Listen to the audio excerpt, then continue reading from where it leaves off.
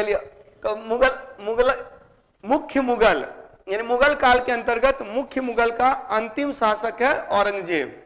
इसके बाद मुगलों का पतन प्रारंभ होता है और औरंगजेब का काल है 1658 टू 1707। 1658 से 1707 तक औरंगजेब का काल है। औरंगजेब became बादशाह not after the death of Shahjahan. Shahjahan की मृत्यु के बाद नहीं बना, बल्कि इसने शासन प्राप्त किया। He had taken the crown। तो इसने ताज को प्राप्त किया, इसने शासन को प्राप्त किया आफ्टर अरेस्टिंग हिज फादर। अपने पिता को अरेस्ट करके, गिरफ्तार करके कैद कर लिया, कैद करके आगरा के किला में कैद कर दिया। और जब आगरा के किला में कैद हो गए, ये शासक बन गया। तो ये याद रखेंगे। पहले तो जीवन परिचय देख लीजिए इसका, बायोग्राफी। पहली बात तो उसका पूरा नाम, full name was Muhiuddin Muhammad Aurangzeb. Muhiuddin Muhammad Aurangzeb पूरा नाम। जन्म का वर्ष है 1618। 1617 रहता तो और याद करने में सुविधा हो जाती है ना। 1618 है। चलिए, 1618 ईस्वी में जन्म हुआ। जन्म स्थान है दोहद, उज्जैन में एक जगह है दोहद, जहां जन्म हुआ था। और इनकी माता है मुमताज महल यानी अर्जुमंद बानो बेगम, अर्जुमंद बानो बेगम, और पिता शाहजहां खुर्रम। और इसकी पत्नी है दिलरास बानो बेगम। दिलरास बानो बेगम को ही इसने उपाधि दिया था रबिया दुर्रानी। रबिया कर दीजिए, रबिया दुर्रानी। हाँ, रबिया दुर्रानी। एक्चुअली राबिया जो थी ना, एक संत थी, महिला संत थी। वो इसके बाद यानी कि हजरत मोहम्मद शाह के बाद जो है, जो आरंभिक जो संत हुए उसमें एक रबिया भी है। तो रबिया, हाँ, इनका भी मकबरा है औरंगाबाद में, इसका भी है। औरंगजेब की मृत्यु हुई थी अहमदनगर में, इसको ले जाके दफनाया गया औरंगाबाद में ही। रबिया दुर्रानी का जो मकबरा है, जिसको बीबी का मकबरा बोलते हैं, उसी के बगल में एक सूफी संत का मकबरा है, उसी के अहाते में दफनाया गया था औरंगजेब को। तो औरंगजेब का भी मकबरा वही है औरंगाबाद में ही, लेकिन औरंगाबाद में जो जगह का नाम है खुलदाबाद है, जहां की दफनाया गया। तो क्या, हाँ, इसकी पत्नी, प्रिय पत्नी रही दिलरास बानो बेगम। दिलरास बानो बेगम को ही रबिया दुर्रानी की उपाधि दिया था। और एक चीज, इससे निकाह करने के बाद फिर इसके बाद ये कभी भी किसी पराई दूसरी औरत के तरफ नहीं बोला जाता है कि गया। और ये इसकी एक खासियत रही कि इसने अपना जीवन जो है पूरा सादगीपूर्ण जिया, यानी कुरान की आयतों को अक्षरशः फॉलो करने का इसने प्रयास किया। जैसे श्लोक होते हैं ना वेद में, वैसे कुरान में आयतें होती हैं। तो कुरान की आयतों का अध्ययन करता था और इसको जब भी खाली टाइम मिलता था तो कुरान की आयतों को लिखता रहता था। सुलेखन में इसकी रुचि थी। हालांकि पेंटिंग वेंटिंग को ये इस्लाम के खिलाफ मानता था, तो जहांगीर वगैरह द्वारा जो बनाई गई पेंटिंग थी सब पर चूना पोतवा दिया। तो ये इस्लाम की सादगी में विश्वास करता था, सादा जीवन जीता था। और इसका जीवन इतना सादा था कि इसे लोग पीर कहते थे, जिंदा पीर, लाइव पीर, जो जिंदा पीर इनको बोला जाता था। पीर जो होते थे ना, सूफी संत को पीर कहा जाता था। सूफी संत में नहीं, सूफी सिलसिला में जो गुरु होते थे उसको पीर बोलते थे, और जो शिष्य होते थे उसको मुरीद कहते थे, मुरीद। और सूफी जो डांस होता था उसको समा कहते थे, समा। तो याद रखेंगे, औरंगजेब का जीवन परिचय में लिख लिए ना। तो पूरा नाम मुहीउद्दीन मोहम्मद औरंगजेब, जन्म 1618, जन्म स्थान दोहद उज्जैन, मुमताज और शाहजहां माता पिता, दिलरास बानो बेगम इसकी पत्नी। और दिलरास बानो बेगम को ही रबिया दुर्रानी की उपाधि दिया था। इसका मकबरा कहाँ है? औरंगाबाद में, जिसको बीबी का मकबरा भी कहते हैं। और ताजमहल का नकल भी बोलते हैं, घटिया नकल। ताजमहल का घटिया नकल बोला जाता है। ताजमहल के जैसा ही बनाने का प्रयास किया गया था, जैसे मुमताज की याद में शाहजहां ने बनवाया था, उसी तरह से इसने भी बनाया था। अच्छा, नेक्स्ट पॉइंट लिखिए, पहले लिख लीजिए, उसके बाद ये स्ट्रक्चर बनाइएगा। लिखिएगा, औरंगजेब ने पिता को कैद करके शासन प्राप्त किया। Aurangzeb got the rule after arresting father, या शाहजहां। इसीलिए सो इसीलिए दारा शिकोह के साथ उसे उत्तराधिकार का युद्ध लड़ना पड़ा। इसीलिए he had to fight. Aurangzeb ने शाहजहां को कैद करके शासन प्राप्त किया, इसीलिए उसे उत्तराधिकार का युद्ध लड़ना पड़ा। उत्तराधिकार का युद्ध लड़ना पड़ा। He had to fight the battle of succession. Battle of succession, तो उत्तराधिकार का युद्ध लड़ना पड़ा। क्यों लड़ना पड़ा? क्योंकि Dara Shikoh was the favourite son of Shahjahan. तो शाहजहां का प्रिय पुत्र दारा शिकोह था, जिसे वह उत्तराधिकारी बनाना चाहता था। तो शाहजहां का प्रिय पुत्र दारा शिकोह था, जिसे वह उत्तराधिकारी बनाना चाहता था। तो उत्तराधिकारी बनाना चाहता तो इसीलिए इसको उत्तराधिकार का युद्ध लड़ना पड़ा। उत्तराधिकार का युद्ध में बहादुरपुर का युद्ध, धर्मत का युद्ध, सामूगढ़ का युद्ध, खंजवा का युद्ध, देवराय का युद्ध। देखिए ईसवी सन ये ऑप्शनल के लिए था, या फिर ईसवी सन बोला जाए तो नेट वगैरह के लिए इंपॉर्टेंट हो सकता है। आप लोगों के लिए केवल क्रम में ये हो सकता है बहादुरपुर, धर्मत, सामूगढ़, खंजवा और देवराय का युद्ध। ये 5 युद्ध लड़ने पड़े, जिसमें इसने अपने भाइयों को पराजित किया। आफ्टर डिफीटिंग हिज ब्रदर्स, तो अपने भाइयों को पराजित करके he made his rule strengthen. इसने अपने शासन को मजबूत किया। शासन तो प्राप्त कर लिया था पहले ही, फिर उत्तराधिकार के युद्ध लड़ना पड़ा भाइयों से, तब अपनी स्थिति को इसने मजबूत किया औरंगजेब। हाँ, दारा शिकोह, मजमुल बहरीन। तो हाँ, बिल्कुल। दारा शिकोह को पराजित करने के बाद क्या किया था ना, उसको मृत्यु दंड दिया, उस पर मुकदमा चलवाया, न्यायाधीश से उसको मृत्यु दंड दिलवाया, फिर फांसी पर चढ़ा करके फिर जब उसकी मृत्यु हो गई तो उसके बाद उसके लाश को, उसके शव को पूरे राज्य में घुमाया कि देख लो अपने भाई को नहीं छोड़े तो दूसरा कोई विद्रोह करेगा तो उसको भी नहीं छोड़ेंगे। मतलब एक साइकोलॉजिकल प्रभाव एक तरह से कहिए तो। हालांकि सबसे ज्यादा विद्रोह भी इसी के काल में हुआ है। इसी काल में मराठों ने विद्रोह किया, इसी के काल में सिखों ने विद्रोह किया, लगभग सबों ने इसके काल में विद्रोह किया। और इसी के काल में याद रखिएगा सबसे बड़ा साम्राज्य था, सबसे बड़ा साम्राज्य इसी के काल में था। अब याद रखिएगा कि अकबर, मतलब एक्चुअली बाबर और हुमायूं को तो सिस्टमैटिक ढंग से शासन करने का समय ही नहीं मिला, अकबर को मिला। अकबर ने अपने साम्राज्य को 12 सूबों में बांटा। 12 सूबा अकबर के समय में 12 सूबा था। इस पर बाद में हम लोग करेंगे, अभी लिखने की जरूरत नहीं है। अब फिर 12 सूबा में 3 नया सूबा अकबर ने जोड़ा, तो 12 + 3 हो गया 15 सूबा हो गया। इसमें बोला जाता है इस 15 सूबा जहांगीर के काल में बना रहा। शाहजहां ने क्या किया, इसी 15 में से 3 को अलग किया, मतलब 3 नया राज्य बनाया 15 में से ही, और तब सूबा की संख्या हो गई 18। तो नया कुछ शाहजहां ने जीता नहीं। जैसे वो सिंध है तो सिंध से ठट्टा को अलग किया, उड़ीसा को उधर अलग किया, तो इस तरह से मतलब कि 3 ये को अलग किया, और इस तरह से हो गया कितना 18। और 2 या 3, कुछ लोग बोलते हैं 2 या कुछ बोलते हैं 3, तो 2 या 3 जो नया राज्य जो दक्षिण वाला जो तीनों जोड़ा गया ना, वो औरंगजेब के द्वारा। तो इसीलिए 21, 20 अथवा 21 रहता है, 21 सूबे अथवा 20 सूबे थे इसके काल में। तो सबसे बड़ा साम्राज्य था मुगल काल में औरंगजेब के काल में, क्लियर। उत्तराधिकार का युद्ध लड़ा, और उत्तराधिकार का युद्ध तो डेट वगैरह तो मैं कभी याद नहीं करता हूं यहाँ, भले ठीक है कलेक्शन चाहिए होता है स्टूडेंट्स को, इसके लिए मैंने ये कर दिया।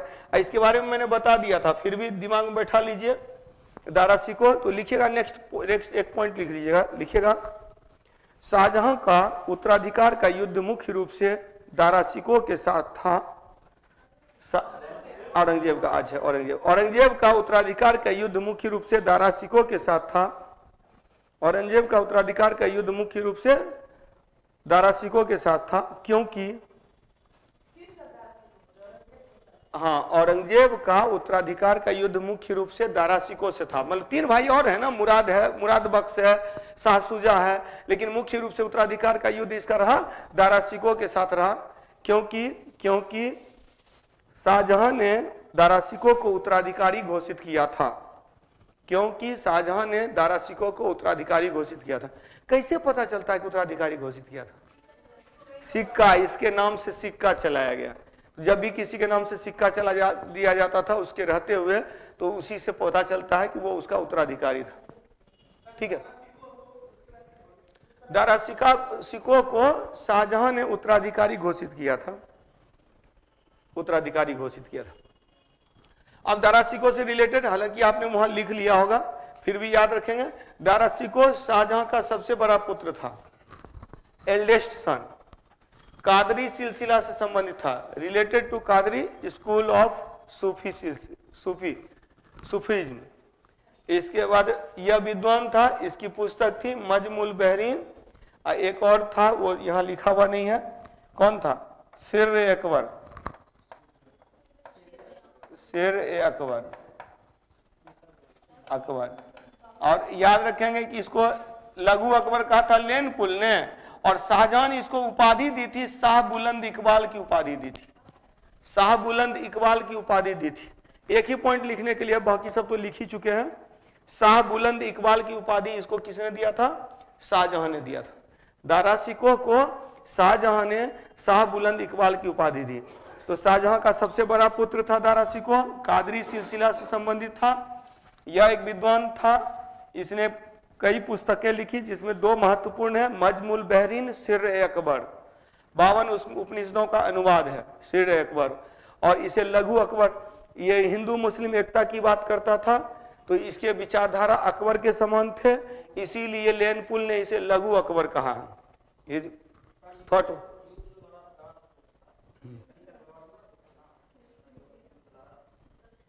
हाँ, दक्षिण का था एक्चुअली। जो देवराय का युद्ध है ना, बहादुरपुर, देवराय, सामूगढ़, तो ये सब जो युद्ध लड़ा था, एक्चुअली दक्कन का जो गवर्नर था ना, वो औरंगजेब था दक्कन क्षेत्र में। और इसीलिए जो है सो क्या बोलते हैं कि दक्षिण के साथ में उसका विशेष लगाव था। और उसका खुद का भी मकबरा आप देखिए दक्षिण में ही है, और उसने अपनी वाइफ का भी जो मकबरा बनवाया वहीं पर बनवाया। ठीक है, मटेरियल आप देख ही रहे हैं तो वो पूछने का क्या जरूरत है। ठीक है, जो मटेरियल में देख रहे हैं तो वो अपने तक रखिए ना, यहाँ पर जितना करवा रहा हूँ कर लीजिए। अब फाउंडेशन में देखिए, फाउंडेशन में फिर थोड़ा सा और उस पर स्टडी करके काफी डेप्थ में ले जाना होगा। 68वीं का टाइम अच्छा खासा है, तो फाउंडेशन में जो है समय है, अभी मेन समय है कि एग्जाम पॉइंट ऑफ व्यू से पढ़ना, कहाँ से क्वेश्चन पूछा जा सकता है, और इसी में हर दिन आपको कुछ नए पॉइंट्स मिल रहे हैं, वो इंपॉर्टेंट है। जो खुद पढ़े हुए हैं काफी, उनको भी 2-4 नए पॉइंट मिल रहे हैं, तो वही चीज, वो जो नया पॉइंट है वही आपके लिए इंपॉर्टेंट है अभी फिलहाल में। दारा शिकोह शाहजहां का सबसे बड़ा पुत्र, कादरी सिलसिला संबंधित विद्वान था। इसकी पुस्तक है मजमुल बहरीन और शेर-ए-अकबर। इसे लघु अकबर कहा था किसने? लेनपुल ने कहा था। और शाह बुलंद इकबाल किसने कहा था? शाहजहां ने कहा था, शाहजहां ने। नेक्स्ट पॉइंट लिखेगा, औरंगजेब ने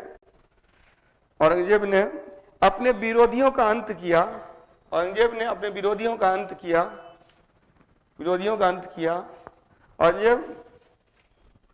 औरंगजेब ठीक है, एबोलिश्ड हिज ऑपोजिशंस, विरोधियों का अंत किया, तथा उसे अनेक विद्रोह का सामना करना पड़ा। तो कौन कौन सा विद्रोह का सामना करना पड़ा लिख लीजिएगा। उसे अनेक विद्रोह का सामना करना पड़ा। तो औरंगजेब को सबसे ज्यादा विद्रोह का सामना करना पड़ा। तो कौन कौन विद्रोही थे? तो नंबर 1 में लिखिएगा, नंबर 1 अफगान विद्रोह, अफगान रिवोल्ट, अफगानों ने विद्रोह किया था, अफगान रिवोल्ट। दूसरा लिखिएगा जाट विद्रोह, अफगान विद्रोह, जाट विद्रोह, सतनामी विद्रोह, अफगान, जाट, सतनामी, मराठा, सबका विद्रोह लिख दीजिएगा। अफगान, जाट, सतनामी, मराठा, सिख, राजपूत,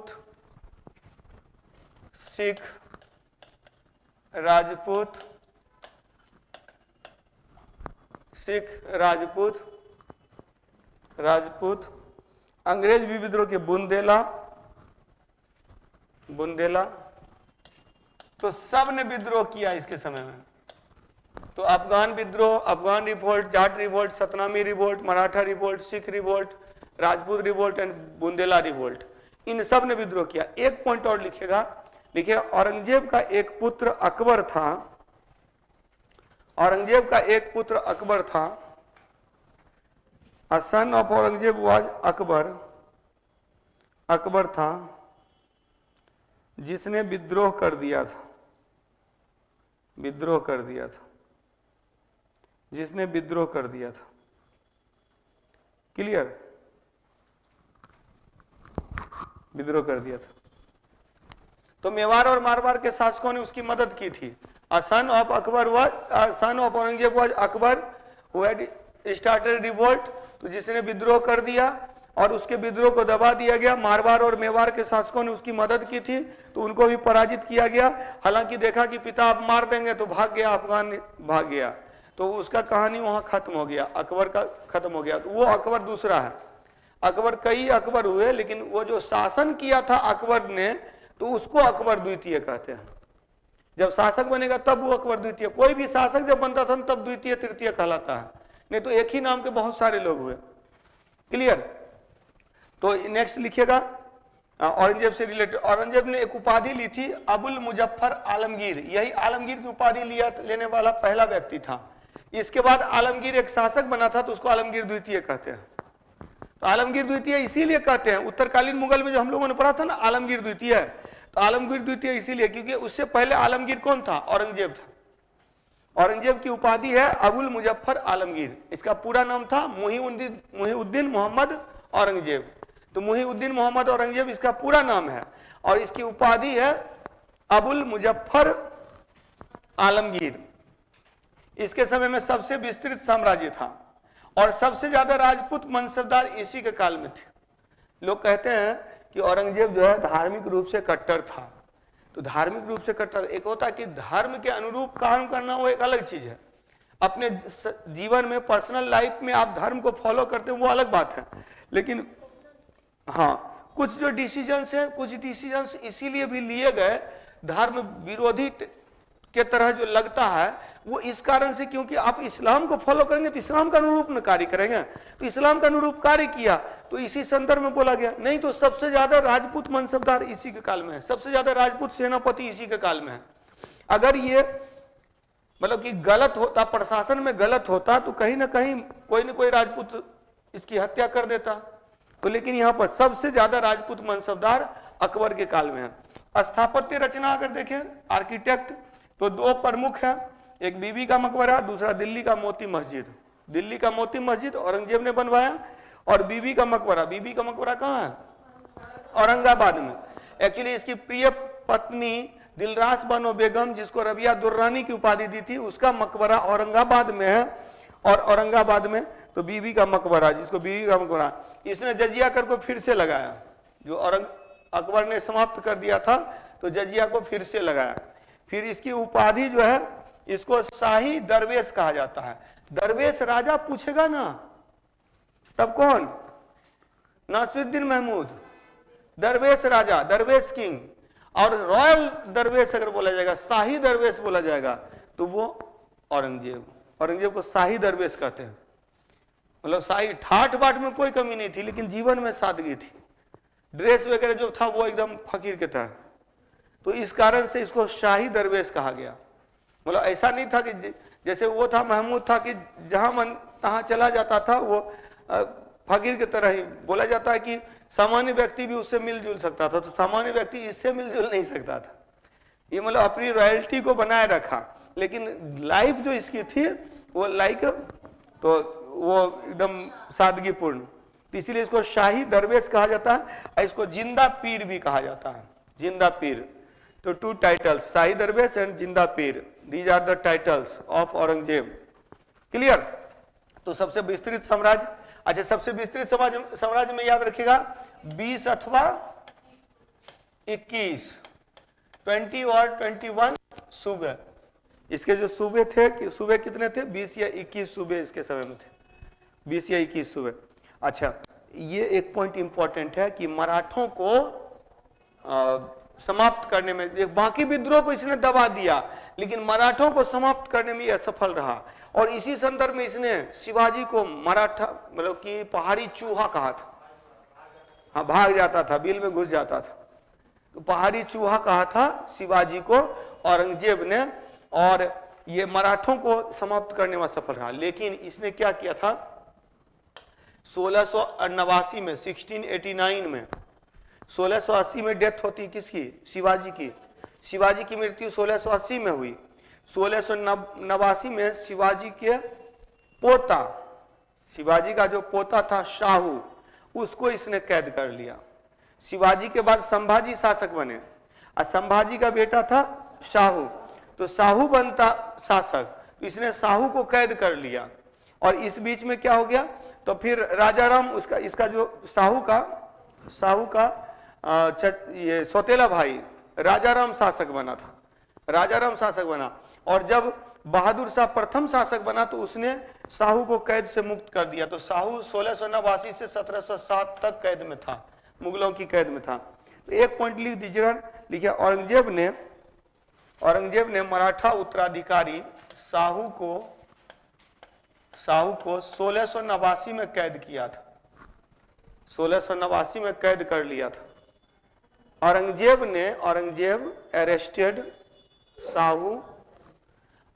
ने मराठा उत्तराधिकारी शाहू को 1689 में कैद कर लिया।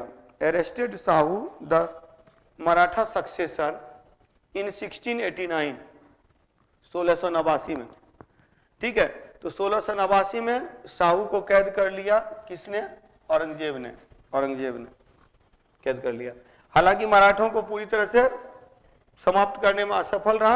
हालांकि ये पता है मराठा को पराजित करने के लिए, शिवाजी को पराजित करने के लिए एक बार भेजा था अफजल खान को, तो अफजल खान की हत्या कर दिया शिवाजी ने। उसके बाद भेजा था शाइस्ता खां को, बंगाल का जो गवर्नर था ना शाइस्ता खां, तो शाइस्ता खां को भेजा। तो ये क्या किया ना, अचानक रात में अटैक कर दिया शाइस्ता खां पर, डर से वो भी भाग गया वहां से। तब क्या हुआ कि तब गया था इससे संधि करने के लिए जय सिंह, ये दूसरा जय सिंह है, एक जय सिंह था, जय सिंह गया इसके साथ में संधि किया था। तो जय सिंह और शिवाजी के साथ में पुरंदर की संधि हुई, तो इस पुरंदर की संधि के तहत शिवाजी को बुलाया गया आगरा। शिवाजी आगरा आए तो उसी बीच में जय सिंह की मृत्यु हो गई। तो जब मृत्यु हो गई तो औरंगजेब ने कहा कि मैंने तो संधि नहीं किया, संधि तो जय सिंह ने किया, वो तो मर गया। तो शिवाजी को कैद कर लिया, कैद करके आगरा में जयपुर भवन है, आगरा में जयपुर भवन, तो उसी जयपुर भवन में कैद करके रखा गया था, जहां से वो क्या किया, मिठाई की टोकरी में घुसकर भागने में सफल हुए थे। तो ये औरंगजेब जो है शिवाजी को नहीं दबा पाया, शिवाजी को नहीं हरा पाया। तो शिवाजी जो है, शिवाजी को इसी संदर्भ में उसने पहाड़ी चूहा की भी संज्ञा दी है। और मेनली जो देखिएगा औरंगजेब की धार्मिक नीति के कारण इसकी सबसे ज्यादा आलोचना की जाती है। तो लिखिएगा औरंगजेब की धार्मिक नीति, एक ये रूढ़िवादी सुन्नी मुसलमान है, ईरानी प्रथाओं पर इसने रोक लगा दिया। ईरान में शिया है ना, तो ये शिया परंपरा को नहीं मान रहा है, उसमें नौरोज प्रथा, झरोखा दर्शन। अच्छा ये याद रखिएगा, नौरोज प्रथा और झरोखा दर्शन अकबर ने शुरू किया था। मैंने बताया था अकबर में कुछ पॉइंट्स बाद में भी आएगा, नहीं नौरोज बलबन ने शुरू किया था, लेकिन अकबर के समय में भी कंटिन्यू, मतलब मुगल शासकों में किसने अपनाया था, तो अकबर ने अपनाया था। अकबर ने झरोखा दर्शन शुरू किया। झरोखा दर्शन में क्या होता था ना, सुबह सुबह बादशाह उठ करके झरोखा में बैठ जाता था, और जो लोग भी काम के लिए निकलते थे तो पहले जाके झरोखा में दर्शन कर लेते थे उनका, तब काम पर जाते थे। यही झरोखा दर्शन, तो झरोखा दर्शन जो है शुरू करवाया था किसने, अब औरंगजेब सुबह सुबह नहीं उठ पाता होगा इसलिए बंद करवा दिया ठीक है। तो झरोखा दर्शन पर रोक लगा दी थी। Irani customs were prevented by Aurangzeb के द्वारा रोक दिया गया। कौन सा, नौरोज प्रथा, झरोखा दर्शन। इसके अलावा एक चीज और याद रखिए, अकबर ने तुलादान प्रथा भी शुरू किया था। अकबर तुलादान भी करता था। तुलादान में क्या है, एक साइड में बादशाह बैठ जाता था, एक साइड में हीरे जवाहरात डाल दिए जाते थे, और उसके बाद इक्वल जब बादशाह के इक्वल वेट का हीरा जवाहरात दान कर दिया जाता था, उसी को तुला दान कहते हैं। तो तुला दान भी करवाया था उसने, ये वो सब कुछ नहीं करवाया। इसने तीर्थ यात्रा कर पर रोक लगाया, तीर्थ यात्रा कर लगाया, हिंदू त्योहारों पर रोक लगाई, सती प्रथा का अंत किया और तुलादान को समाप्त किया, तुलादान को समाप्त किया। क्लियर? तो तीर्थ यात्रा कर लगाया, पिलग्रिम टैक्स बोलते हैं, पिलग्रिम टैक्स। हिंदू त्योहारों पर रोक लगाया, restriction of Hindu festivals. And of sati custom, sati प्रथा का अंत किया। और tuladan it was ended by Aurangzeb, Aurangzeb के द्वारा। और औरंगजेब ने मुहतसिब की नियुक्ति की, ये बड़ा इंपॉर्टेंट पॉइंट। कोई भी व्यक्ति सही ढंग से इस्लाम को फॉलो कर रहा है कि नहीं, उसके लिए एक अधिकारी नियुक्त किया गया। मतलब यह कि आपको नैतिक रूप से इस्लाम जो है वो किस चीज पर बल देता है, वो देता है कि नैतिकता पर बल देता है कि आपको नैतिक रहना है, आपको गलत काम नहीं करना है। आप लोगों को पता ही होगा कि शराब वगैरह प्रतिबंधित होता है इस्लाम में। तो इस तरह से मतलब कि किसी का भी नैतिक आचरण जो है वो सही रहना चाहिए, उसके लिए एक अधिकारी की नियुक्ति किया था जिसको मुहतसिब कहते हैं, मुहतसिब। अच्छा, ऋग्वैदिक काल में हम लोगों ने पढ़ा था नैतिक आचरण का निर्धारक कौन थे? वरुण थे। वरुण को ऋतस्य गोपा बोला गया, ऋत का निर्धारक ऋतस्य गोपा बोला गया था वरुण देवता को। तो वैसे यहाँ पर क्या है कि यहाँ पर एक अधिकारी है मुहतसिब, जो डिसाइड करता था कि आपका नैतिक आचरण कैसा है।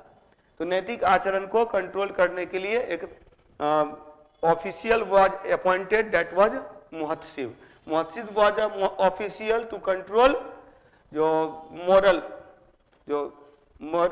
मोरल वैल्यूज, नैतिकता की जो पर कंट्रोल करने, नियंत्रण करने के लिए। क्लियर?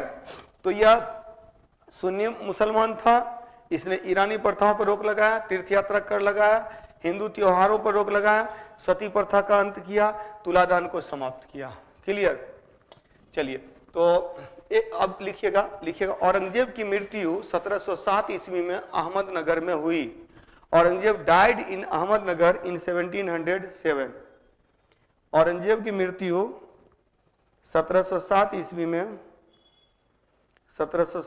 में अहमदनगर में हुई, अहमदनगर में हुई। क्लियर? तो औरंगजेब की मृत्यु कब हुई? 1707 ईस्वी में अहमदनगर में हुई। नेक्स्ट पॉइंट रखिएगा, औरंगजेब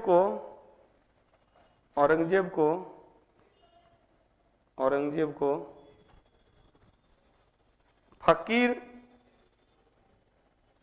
फकीर बुरहानुद्दीन के मकबरे के अहाते में, फकीर बुरहानुद्दीन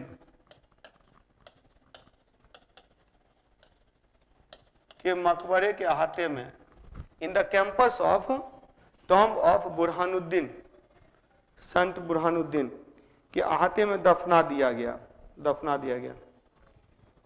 ठीक है? ये कहां पर? दौलताबाद से 4 किलोमीटर दक्षिण में स्थित है, दौलताबाद से 4 किलोमीटर दक्षिण में स्थित है। और यहीं पर याद रखेंगे कि औरंगाबाद के करीब है, औरंगाबाद के निकट है। तो औरंगाबाद के निकट जो फकीर बुरहानुद्दीन का मकबरा था, उसी के अहाते में इसको दफना दिया गया। क्लियर? दफना दिया गया। ये बहुत बार क्वेश्चन पूछा हुआ है कि औरंगजेब की मृत्यु कहाँ हुई? मृत्यु हुई अहमदनगर में और दफनाया गया दौलताबाद के पास, दौलताबाद। उसी को खुलदाबाद भी बोलते हैं, खुलदाबाद बोलते हैं। इसकी प्रिय पत्नी कौन थी? रबिया दुर्रानी। रबिया दुर्रानी का मकबरा को बीबी का मकबरा बोलते हैं। बीबी का मकबरा कहाँ है? औरंगाबाद में है। और बीबी के मकबरा को ही दूसरा ताजमहल, दक्षिण का ताजमहल बोलते हैं, ताजमहल का घटिया नकल बोलते हैं। तो ये सब टर्म यूज किया जाता है बीबी का मकबरा के लिए। मतलब उसी तरह से बनाने का प्रयास किया गया है, मतलब उतना खूबसूरत नहीं है लेकिन देखने में वो भी अच्छा है। तो मुगल प्रशासन, अब हेडिंग लिखिएगा मुगल प्रशासन, मुगल एडमिनिस्ट्रेशन कर लेते हैं। उसके बाद का जो सेक्शन है वो हम लोग नेक्स्ट क्लास में करेंगे। ये लास्ट है, ये लास्ट पेज है, इतना कर लीजिए। लिखिएगा मुगल प्रशासन में भारत में या पहले स्ट्रक्चर ही बना लीजिए, फिर इसमें पॉइंट लिखा देता हूं। मुगल प्रशासन का आधार क्या है, बेस क्या है? मंगोल तैमूरी परंपरा। इन मंगोलों की के ट्रेडिशन को भी एक्सेप्ट किया, तैमूरों के ट्रेडिशन को भी, यानी चंगेज खां और तुर्क जो तैमूर थे, तो मंगोल तैमूरी परंपरा। और साथ ही साथ शेरशाह की शासन प्रणाली। आप देखेगा कि शेरशाह की शासन प्रणाली को भी कंटिन्यू किया गया। शेरशाह से बहुत कुछ इसने लिया है, और इवन की जो वित्त जो फिनेंस वाला जितना सिस्टम था, भू लैंड रेवेन्यू वगैरह, वो सब जो है टोडरमल ही निर्धारित करता है। टोडरमल शेरशाह का ही वित्त मंत्री था, वित्त विभाग देखता था। प्रशासन के 2 स्तर थे, 2 लेवल्स ऑफ एडमिनिस्ट्रेशन, एक सेंट्रल एडमिनिस्ट्रेशन, दूसरा प्रोविंशियल एडमिनिस्ट्रेशन। और राजस्व का सिद्धांत, राजस्व नहीं, राजत्व कर दीजिएगा इसको, राजत्व का सिद्धांत, इसको लिखना है राजत्व का सिद्धांत। राजत्व का सिद्धांत, राजत्व मतलब क्या? यही है कि हर कोई राजा नहीं बन सकता, हर कोई बादशाह नहीं बन सकता है। यानी कि वो बोला ना कि शाह जो पैरों से, जिसका पैर ही शाह का पैर है, यानी पादशाह टर्म कहने का यही अर्थ है कि ये शाह के पैर हैं, ये बादशाह है। ये वही बादशाह टर्म बादशाह में बदला, बादशाह से बादशाह का जो रूपांतरण हुआ, ये राजत्व के सिद्धांत को ही दर्शाता है। थ्योरी ऑफ किंगशिप, कि हर कोई किंग नहीं, हर कोई बादशाह नहीं बन सकता है, हर किसी में बादशाह की योग्यता नहीं होती है। हाँ नहीं, अलाउद्दीन खिलजी तो था कि वो बोला क्या कि जो सुल्तान होते हैं वो सुल्तान खलीफा के बाद सबसे प्रमुख सुल्तान ही होते हैं। यानी कि खलीफा 2 ये है कि रूल करने के लिए धर्म का हेड बनाया गया खलीफा को, और रूल करने के लिए बनाया गया सुल्तान को। हाँ हाँ, पूत के पांव पालने में ही नजर आ जाते हैं। ये जो कॉन्सेप्ट है वो कॉन्सेप्ट मतलब कि मुगलों ने ये प्रस्तुत किया था कि हर कोई बादशाह नहीं बन सकता है। चलिए ठीक है, अब लिखिएगा। अच्छा, ये जो मुगल एडमिनिस्ट्रेशन की जानकारी हम लोग को मिलती है आईने अकबरी से। आईने अकबरी, अकबरनामा का अंतिम भाग, पता अकबरनामा के 2 खंड हैं, और तीसरा उसका इंडेक्स है। और जो उसका इंडेक्स है ना, वो भी एक पुस्तक है, आईने अकबरी। तो आईने अकबरी कोई नया किताब नहीं है। बहुत लोग समझते हैं आईने अकबरी अकबरनामा का ही तीसरा भाग है। अकबरनामा को 2 पार्ट में, पार्ट 1 पार्ट 2 में बनाया गया, और उसके साथ में एक इंडेक्स, मतलब कि आईने Akbari is a collection of datas in Mughal period. Mughal period का जितना डाटा है ना, वो सब आईने अकबरी में है। टोटल कितना चित्रकार था, कितना संगीतकार था, एडमिनिस्ट्रेशन में कौन कौन पदाधिकारी थे, मतलब सब डाटा वहां दिया हुआ है आईने अकबरी में। तो आईने अकबरी जैसे आप देखिएगा कि हमारे संविधान में जो अनुसूचियां हैं ना, अनुसूचियां क्या हैं? वो भी डाटा ही है ना। संघ और उसके राज्य क्षेत्र का नाम, क्या क्या नाम होगा, ये पहली अनुसूची में। किसको कितना वेतन मिलेगा, दूसरी अनुसूची में। कौन क्या शपथ लेगा, तीसरी अनुसूची में। राज्यसभा में कितना सीट है, वो 4थी अनुसूची में। तो वो जो इंडेक्स टाइप का, इसीलिए शेड्यूल को इंडेक्स टाइप से लिया जाता है। तो ऐसे ही आईने अकबरी भी उसी तरह से है, अकबरनामा का एक भाग। तो लिखिएगा, मुगल प्रशासन की विस्तृत चर्चा, Mughal administration was broadly explained इन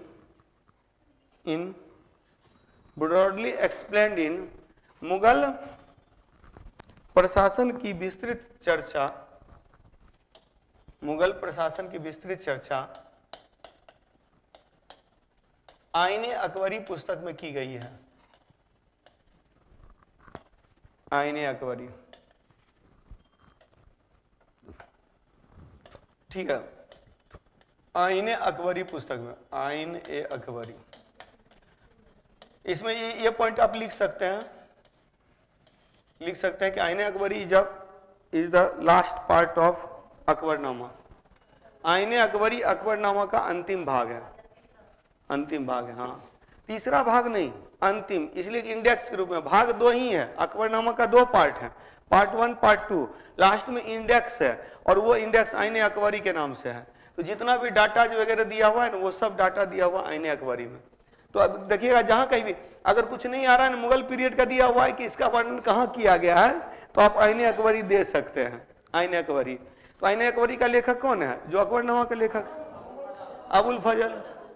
तो आईने अकबरी का लेखक वही है जो अकबरनामा का लेखक है, तो अकबरनामा का लेखक अबुल फजल है। ये एक पॉइंट याद रखिएगा। दूसरी बात कि ये केंद्रीकृत प्रशासन है, लिखिएगा मुगल प्रशासन केंद्रीकृत प्रशासन है, केंद्रीकृत प्रशासन।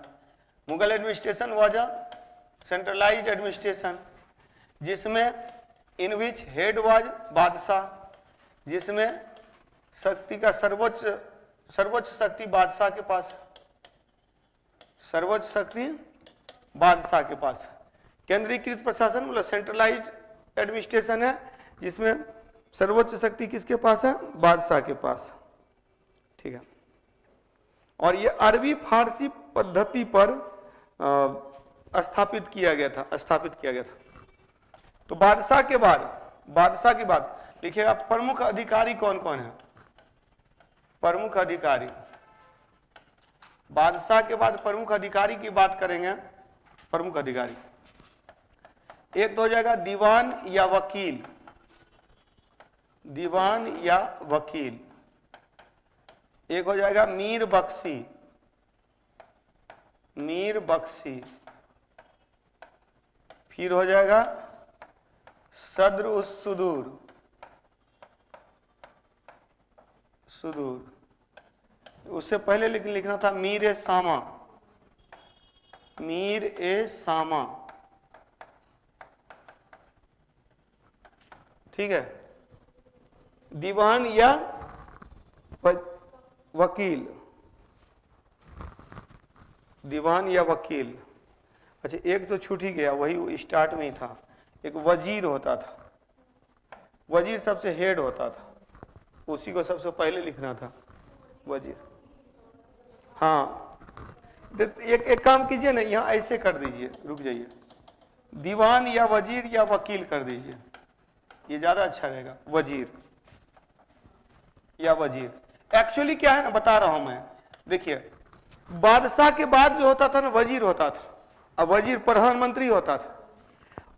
वजीर के जगह पर वकील को, वकील एक पद को जो है सो पॉपुलर किया था हुमायूं ने, और दीवान पद जो नियुक्त किया था, वजीर से हटकर एक पद दीवान नियुक्त किया था वो अकबर ने। अकबर ने क्या था, दीवान को ज्यादा पावर दिया था। दीवान को मतलब कि जब बादशाह नहीं रहेंगे तो बादशाह के अनुपस्थिति में दीवान काम करेगा, दीवान काम करेगा। अब बाकी तीन जो है इसको याद रखेंगे। तो ऐसे कई बार किताब में क्या दिया रहता है कि वजीर या वकील एक जगह दिया रहता है, उसके बाद दीवान दिया रहता है। और दीवान के संदर्भ में बोला जाता है कि राजस्व वाला मामला जो देखता था वो दीवान देखता था। हालांकि शुरू में राजस्व वाला मामला कौन देखता था? वजीर ही देखता था। वजीर या वकील जो है यही देखता था राजस्व वाला मामला। बाद में अकबर के समय में तो ये लिखा दूंगा, लेकिन दिमाग में रखिएगा ऊपर के तीन अधिकारी जो यही हैं, वजीर को ही वकील भी बोला गया है, और एक दीवान। मीर बख्शी होता था सेना का प्रमुख, सद्र सुदूर होता था धार्मिक मामलों का प्रमुख, अब मीर सामा होता था रसद वगैरह या राजमहल वगैरह में कहीं भी कोई भी सामान की जरूरत है तो मीर सामा के पास जाना है, सामान को उपलब्ध कराता था। युद्ध में भी सामान चाहिए। अब देखिए दो बात है, मीर बख्शी क्या करता था, मीर सामा से कांटेक्ट करके और युद्ध की सारी सामग्री प्राप्त करता था। मतलब जिसको भी जो सामग्री चाहिए तो मीर सामा से प्राप्त करता था। तो मीर सामा का जो था वो सामान उपलब्ध कराने का उत्तरदायित्व रहता। तो लिखिएगा नेक्स्ट पॉइंट, लिखिएगा बादशाह के बाद, आफ्टर बादशाह के बाद प्रशासन का प्रमुख वजीर होता था। The head of administration was वजीर होता था, जो बादशाह के बाद प्रशासन का प्रमुख वजीर होता था। आफ्टर बादशाह वजीर वाज द हेड। जो अकबर के समय में वकील के नाम से भी जाना जाने लगा, who was known as a वकील in the period of Akbar. Next point लिखिएगा, अकबर ने अपने शासन के 8वें वर्ष में, in the 8th year of his rule, Akbar Akbar ने अपने शासन के 8वें वर्ष में दीवान नामक अधिकारी की नियुक्ति की। अपॉइंटेड दीवान नेम्ड ऑफिशियल, दीवान नामक अधिकारी की नियुक्ति की। मतलब ये जो दीवान नामक अधिकारी जो नियुक्त हुआ ना, इसी के वर्चस्व को समाप्त करके, यानी पहले वकील सारा कुछ देखता था, वजीर या वकील पहले सारा कुछ देखता था, अब उसमें से राजस्व वाला मामला को अलग करके, मतलब प्रशासन आप देखिए, सलाह आपका काम है कि हमको सलाह देना, लेकिन रेवेन्यू वाला काम दीवान देखेगा और मेरी अनुपस्थिति में सब काम दीवान करेगा। तो बादशाह की अनुपस्थिति में, अकबर की अनुपस्थिति में पूरा कार्यभार जो संभालता था दीवान संभालता था, और तब दीवान को सलाह देता था वजीर। तो ये वाला कंडीशन हो गया, यानी कि इसके वर्चस्व को, वजीर या वकील के वर्चस्व को समाप्त करके और अपॉइंट किया गया दीवान को। दीवान जो होते थे राजस्व वाला मामला देखते थे। मीर बख्शी सेना का प्रमुख होता था, Mir Bakhshi was the head of military, Mir Bakhshi सेना का प्रमुख था। और Sadrus Sudur was the head of religious issues, तो धार्मिक मामलों का प्रमुख होता था सदरुस सुदूर होता था, सदरुस सुदूर। क्लियर। अब मीर सामा जो होते थे, हाँ, मतलब कि सामान उपलब्ध कराने के लिए, सामग्री उपलब्ध कराने के लिए, goods to make available goods in administration, तो सामान की जहां भी आवश्यकता होती थी मीर सामा करता था। इसके अलावा मुहत्सिब की नियुक्ति औरंगजेब ने किया था बाद में। औरंगजेब ने मतलब कि जो भी एडमिनिस्ट्रेशन में नैतिक नियम का पालन कर रहा है कि नहीं, उसके लिए नियुक्ति किया था, किसकी? मुहत्सिब की नियुक्ति किया था, मुहत्सिब की नियुक्ति किया था। क्लियर। इतना ही रहने दिया जाए, ठीक है। नेक्स्ट क्लास में हम लोग अगला क्लास बहुत इंपॉर्टेंट है, उसको पढ़ाने में भी मुझे मजा आता है। यहाँ सब फैक्ट सब था तो मुझे मजा नहीं आता। मुगल काल में अब इतने फैक्ट है, वो तो आप खुद घर में जाकर रट्टा मार सकते हैं, अब वही सिर्फ आकर के मैं बोल रहा हूँ। असली जो चीज है ना वो है कि एडमिनिस्ट्रेशन से आगे जा करके तो स्थापत्य कला, चित्रकला, इन सब का विकास किस तरह से हुआ, वो सब थोड़ा कला एवं संस्कृति का सेक्शन ऐसे भी इंपॉर्टेंट हो जाता है। चलिए रहते दीजिए इतना ही।